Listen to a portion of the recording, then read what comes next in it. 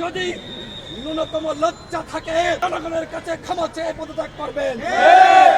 আপনি আর এই পদে কোনোভাবেই থাকতে পারেন না। স্বরাষ্ট্র উপদেষ্টার পদত্যাগ দাবি করছে।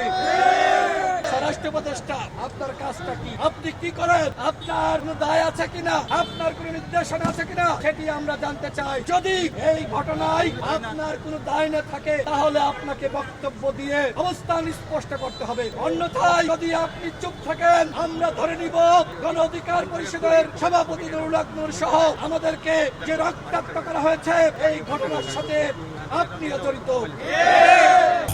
বাংলাদেশের শক্তিশালী থার্মিক স্টিল বার ফেমাস স্টিল লিমিটেড। আমরা মনে করি তার দায় থাকুক আর না থাকুক, স্বরাষ্ট্র উপদেষ্টা আপনি বাংলাদেশের আইন শৃঙ্খলা পরিস্থিতি কোনোভাবে নিয়ন্ত্রণ করতে পারছেন না।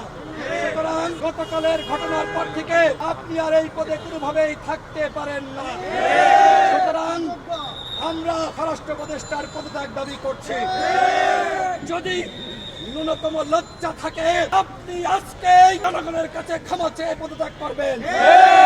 আর যদি নির্লজ্জ হন তাহলে আমাদের কিছু বলার নাই।